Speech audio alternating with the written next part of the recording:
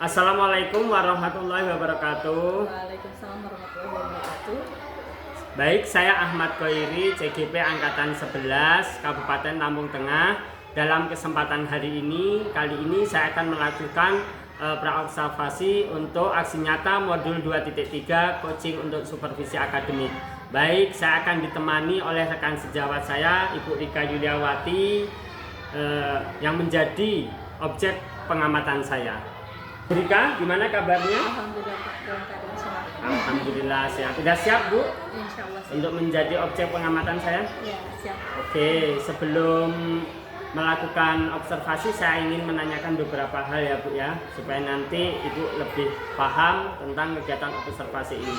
Untuk tujuan dari pembelajaran yang akan Ibu lakukan, tujuan pembelajarannya apa, Ibu? Yang pertama, siswa memahami jenis-jenis gaya. Kemudian yang kedua, siswa dapat memahami pengaruh gaya terhadap arah, gerak, dan bentuk benda. Untuk area pengembangannya apa saja, Bu?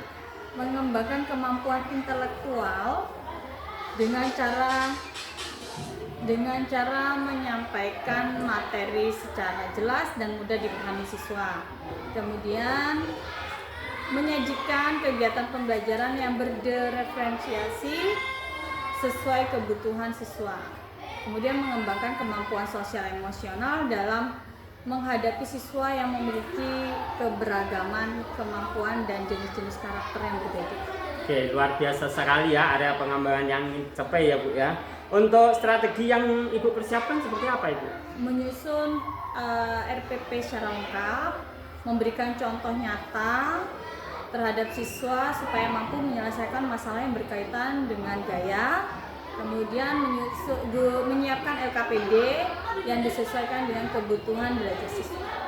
Oke, Bu, mudah-mudahan observasinya lancar. Kita cukupi pra-observasi ini. Wassalamualaikum warahmatullahi wabarakatuh. Waalaikumsalam warahmatullahi wabarakatuh. Assalamualaikum warahmatullahi wabarakatuh. Saya Ahmad Khoiri, calon guru penggerak Angkatan 11 Kabupaten Lampung Tengah. Baiklah, pada kesempatan pagi hari ini saya akan melakukan observasi terhadap rekan sejawat saya, yaitu Rika Yuliawati. Mudah-mudahan nanti ketika observasi berjalan dengan lancar. Terima kasih. Wassalamualaikum warahmatullahi wabarakatuh.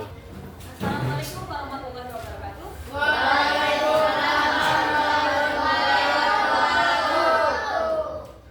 Ada yang tidak sah hari ini? Gimana kabarnya kalian semua hari ini? Silakan berdoa dulu. Ketua kelasnya silakan memimpin. Berdoa mulai. Waalaikumsalam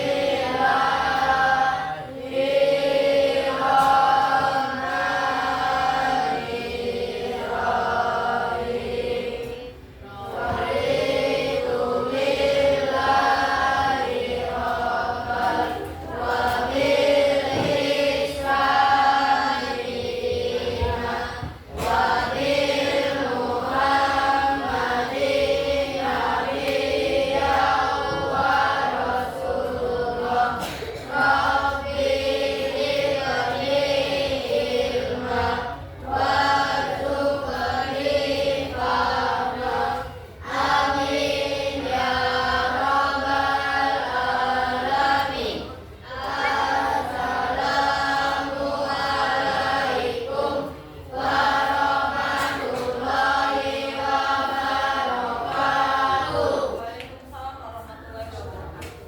Hari ini kita akan belajar mengenai tentang gaya. Tujuan pembelajaran kita hari ini yaitu tentang pengaruh gaya terhadap benda. Kemudian siswa mampu memahami jenis gaya dan pengaruhnya terhadap arah, gerak, dan bentuk benda. Sekarang Ibu tanya lagi, apa itu gaya? Gaya adalah siapa? Ayo, yuk, angkat tangannya. Gaya adalah, iya, angkat tangannya. Silakan Salsa. Iya, gaya adalah gesekan atau dorong. Nah,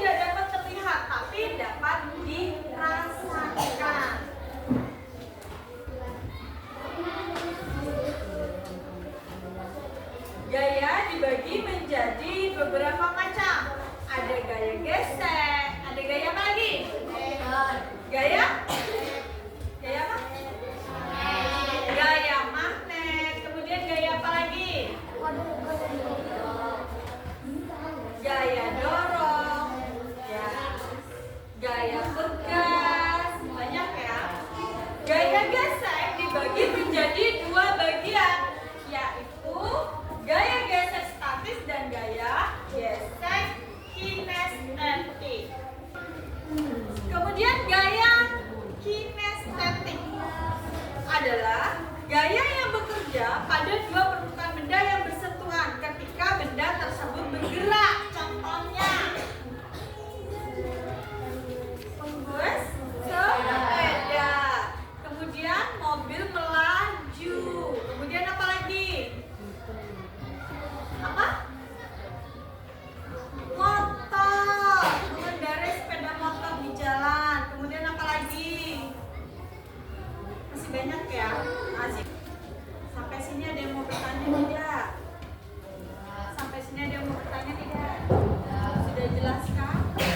Sudah jelas. Kalau sudah jelas, Ibu buat menjadi 3 kelompok. Silakan kalian isi.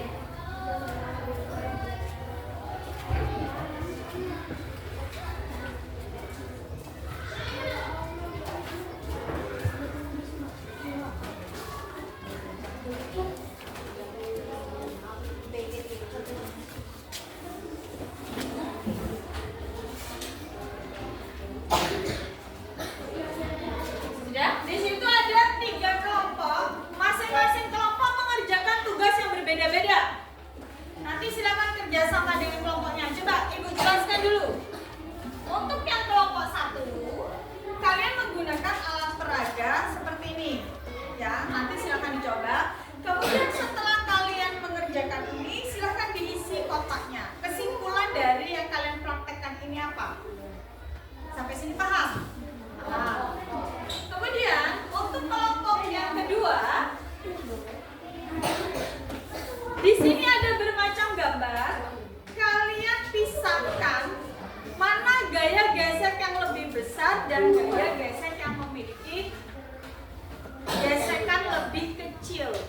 Jadi nanti kalian pisahkan, kalian isi di kolom yang tersedia sesuai dengan gambarnya. Sampai sini paham? Ada yang ingin bertanya? Ya, silakan dikerjakan ya. Untuk kelompok yang ketiga, di sini kalian mengerjakan gaya gesek kinestetik. Kamu menggunakan kertas nasi, kecepatannya berapa, kemudian waktunya berapa, kemudian kertas amplas, kain, kemudian papan ujian. Nah, nanti silakan sudah dibawa prakteknya ya. Kemudian nanti kalian kerjakan. Ada yang mau bertanya atau tidak? Sudah jelas cara mengerjakannya. Nanti diisi sesuai dengan jarak geser dan waktunya. Silakan dirunding sama teman kelompoknya masing-masing. Ayo silakan kerjasama. Kasih waktu sekitar 15 menit. Nanti diisi sesuai dengan yang sudah kalian kalian lakukan ya. Di sini ada jaraknya, ada waktunya. Silakan dirundung. Kemudian nama kelompoknya jangan lupa diisi. Ada yang mau bertanya tidak? Ya, sudah. Untuk kelompok 2 gimana? Sudah paham? Sudah paham. Ini gampang ya, hanya memisahkan gambar antara gesek yang lebih besar dan gaya gesek yang memiliki gesekan yang lebih kecil. Ya, paham ya? Silakan dirembuk. Untuk kelompok 1 gimana? Ada kesulitan atau tidak? Ya, udah bisa ya? Bisa. Itu pakai ini ya. Memisahkan ya. Permukaan kasar dan permukaan halus. Kalau permukaan kasar itu geraknya lebih cepat gaya geseknya, atau gaya geseknya lebih lambat. Ya. Sudah semua? Ya. Kalau sudah, silakan dari masing-masing kelompok mempresentasikan hasil diskusinya tadi. Dari kelompok 1 dulu silakan maju. Silakan maju. Untuk kelompok 2 dan 3 silakan diterima ya. Jika ada pertanyaan, silakan ditanyakan.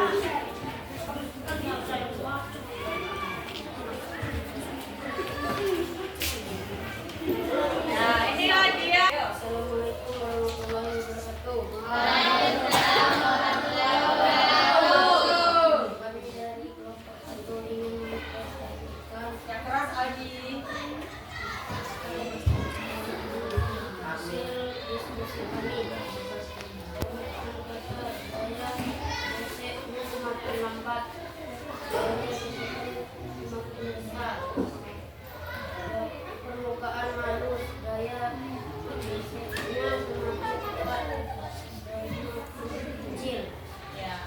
ditanggapi? Sudah cukup jelas? Wassalamualaikum warahmatullahi wabarakatuh. Waalaikumsalam.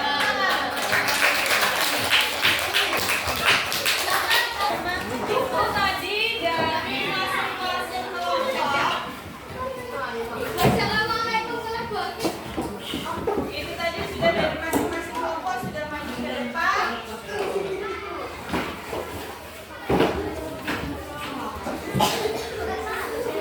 Sudah maju ke depan dan sudah mempresentasikan hasil diskusinya masing-masing. Untuk masing-masing kelompok silakan dikumpulkan kertasnya.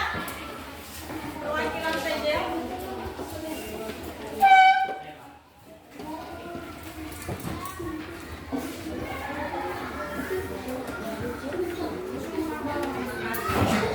Dari hasil diskusi tadi, kesimpulannya apa? Setelah kalian pelajari tadi, kesimpulannya yaitu gaya gesek, apa Mama? Gaya gesek saling bergesekan ketika dua permukaan bertemu. Kemudian gaya gesek, bila permukaannya halus, maka semakin cepat. Kemudian gaya geseknya semakin kecil. Jika permukaannya kasar, gaya geseknya semakin lambat. Ya, gaya geseknya semakin besar. Sampai sini paham? Ada yang ingin bertanya? Untuk minggu depan kita akan belajar macam-macam gaya. Ada gaya apa saja? Pegas. Kita sudah belajar gaya hari ini. Untuk minggu depan kita belajar gaya pegas, gaya magnet, gaya dorong, gaya gravitasi. Jangan lupa dipelajari. Untuk hari ini pelajaran kita cukup sekian. Tolong bagi ketua kelas disiapkan bukunya, silakan dimasukkan. Kita berdoa. Saya ketua kelas, silakan dipimpin doanya. Kita berdoa. Berdoa mulai.